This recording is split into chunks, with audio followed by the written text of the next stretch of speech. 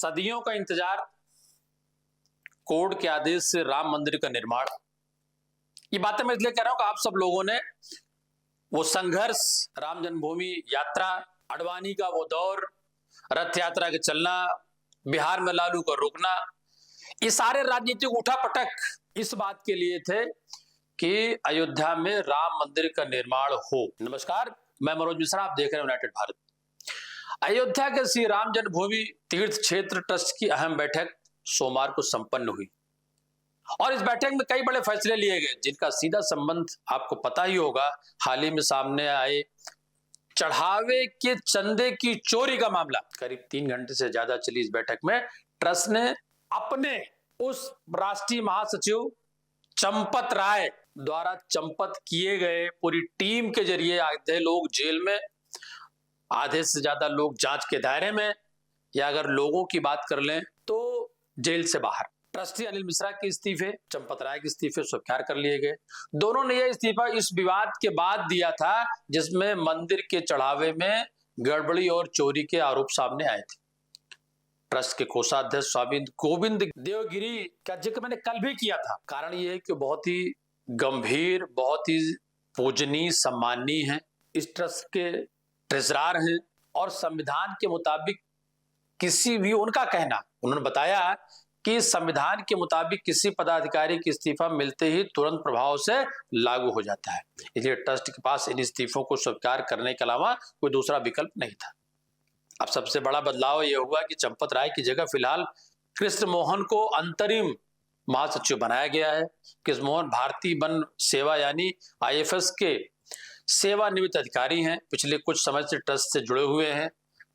अब जब तक अस्थायी नियुक्ति इस पद पे नहीं होती है तब तक पे महासचिव की जिम्मेदारी वही संभालेंगे। इसके अलावा ट्रस्ट ने भविष्य की व्यवस्था को और मजबूत करने के लिए एक नया फैसला लिया है। अब राम मंदिर ट्रस्ट में पहली बार एक मुख्य कार्यकारी अधिकारी यानी CEO भी नियुक्त किया जाएगा। इसके लिए 3 सदस्यों की एक सर्च कमेटी बनाई गई। इस समिति में retired justice Pramod Kohli, lieutenant general Vishnukant Chaturvedi और श्री साईं बाबा संस्थान के पूर्व अध्यक्ष सुरेश हावरे शामिल हैं। यह समिति योग्य उम्मीदवारों का चयन करेगी और 3 नाम ट्रस्ट के सामने रखेगी कि CEO की अंतिम नियुक्ति का फैसला वो ट्रस्ट का होगा। नया CEO कौन होगा, किसको मुख्य काम के मंदिर के दैनिक प्रशासन, वित्तीय व्यवस्था और पूरे प्रबंधन की जिम्मेदारी पारदर्शी एवं व्यवस्थित बनाने के लिए दी जाती है। हालांकि ट्रस्ट ने अभी किसी व्यक्ति के नाम का ऐलान नहीं किया है, फिलहाल केवल चयन प्रक्रिया शुरू की गई है। बैठक के दौरान एक बड़ा मुद्दा उन आरोपों का भी रहा जिनमें दावा किया गया था कि मंदिर में श्रद्धालुओं द्वारा चढ़ाए गए सोने चांदी के बेशकीमती सामान गायब हैं, जिसमें आपने देखा होगा सोने की रामायण, शिलापट, चांदी के बहुत सारे आभूषण या चांदी के भगवान। आरोपों की ट्रस्ट ने साफ सफाई या साफ तौर पर जो जवाब दिया वो कोषाध्यक्ष, मैं इसलिए कहूंगा कि कोषाध्यक्ष का बयान 2 दिन पहले जब आया था उन्होंने कहा था कि हम कहीं पे साइनिंग अथॉरिटी नहीं है। और आज जब जवाब देने की बात आई बैठक के बाद तो शायद मीडिया का जो सामना करना था वो गोविंद देवगिरी जी ने ही किया।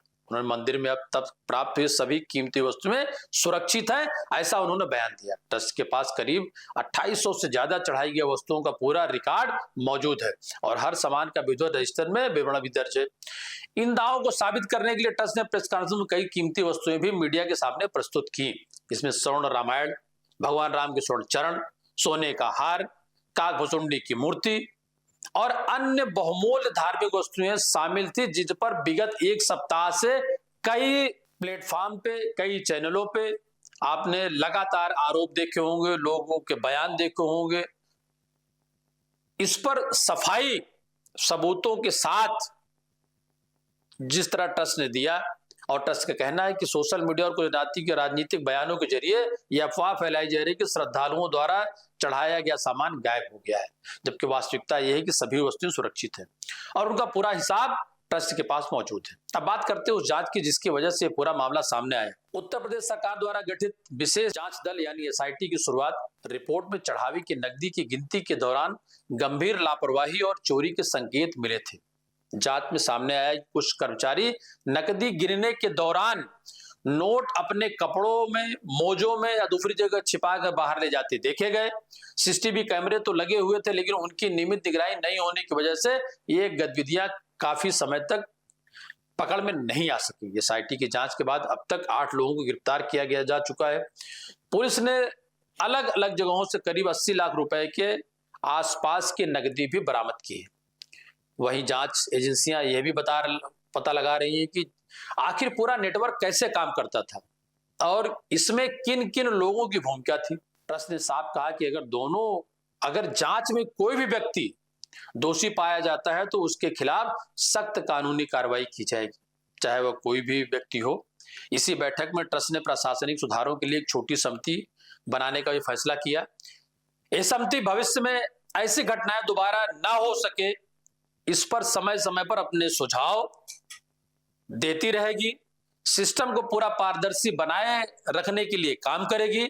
इससे अतिरिक्त ट्रस्ट की अगली महत्वपूर्ण बैठक 22 जुलाई को होगी। इस बैठक में एसआईटी की विस्तृत रिपोर्ट पर चर्चा की जाएगी। दोस्तों, साथ ही नए ट्रस्टियों, नए पदाधिकारियों की नियुक्ति सहित अहम प्रस्तावों पर फैसला लिया जा सकता है। फिलहाल ट्रस्ट का कहना है कि यह पूरा घटनाक्रम श्रद्धालुओं की भावनाओं से जुड़ा हुआ है और इससे सबसे बड़ी प्राथमिकता लोगों का विश्वास दोबारा मजबूत करना। कारण यह है कि जब से ये आरोप प्रत्यारोप शुरू हुए तब से श्रद्धालुओं का भगवान राम मंदिर दर्शन हेतु भीड़ कम देखी गई है और इसको आप लगातार कई माध्यमों से आप तक जानकारी आती होगी। अब बात बिल्कुल ठीक भी है कि सदियों का संघर्ष, लोगों का सपना, कई परिवार ने तो अपने बच्चे उस राम जन्मभूमि आंदोलन में खो दिए। कोठारी बंधु कलकत्ता से लेकर के किन किन का जिक्र करें, जब गोलियां चली थी तो लाशें सरयू नदी लाल हुई थी। अगर उनकी इन भावनाओं को आहत इन कृत्यों से होती है तो इसको दूध का दूध और पानी का पानी साफ करना ट्रस्ट की जिम्मेदारी बनती है और भविष्य में ऐसी घटनाएं रिपीट ना हो, इसका भी ध्यान रखना चाहिए। लेकिन एक बात जरूर है कि लोगों का यह मानना है कि साहब छोटी मछलियां तो जेल की पकड़ में आ गई, लेकिन जो बड़े घड़ियाल हैं जिन्होंने इसके पीछे से, चूंकि किसी भी निचले कर्मचारी की हिम्मत इतने बड़े गमन की हो भी नहीं सकती है। आपने देखा होगा विपक्षी पार्टियों में, चाहे वो प्रियंका गांधी हो, चाहे वो अखिलेश यादव हो, संजय सिंह आम आदमी पार्टी से, इन सारे लोगों को जो आरोप लगातार रहा है, यह लगातार आरोप ये सबूतों के साथ अभी तक, इससे पहले आरोप थे जमीनों को सस्ते में लेकर के महंगे में खरीद के महंगे में बेचने को लेके, एक्वायर करने को लेके, लेकिन राम मंदिर में श्रद्धालुओं द्वारा चढ़ाए गए चढ़ावे में इस भ्रष्टाचार और इनके सबूत और पर लोगों ने जो प्रतिक्रिया दी है उसे अच्छा नहीं माना है। लोग या आस्थाओं के साथ खिलवाड़ हुआ है, भावनाएं कहीं न कहीं प्रभावित हुई हैं, अविश्वसनीयता बढ़ी है, विश्वसनीयता कम हुई है। इस चंदे के चढ़ावे की चोरी के मामले को लेकर के जिस तरीके से राजनीतिक दलों ने प्रतिक्रियाएं दी, सबूत रखे, एसआईटी की जांच हुई, कुछ तो दाल में काला है और पीछे की गलतियां पर यही कहा जा सकता है कि सुधार करें, भविष्य में ना हो। दोस्तों, करंट अपडेट या उसकी समीक्षा यूनाइटेड भारत की इस डिजिटल प्लेटफॉर्म पे आपको लगातार मिलती रहेगी। पहले के तरीके से आप अपना प्यार इसे देखने में, इसको सब्सक्राइब करने में बनाए रखें। नमस्कार, धन्यवाद।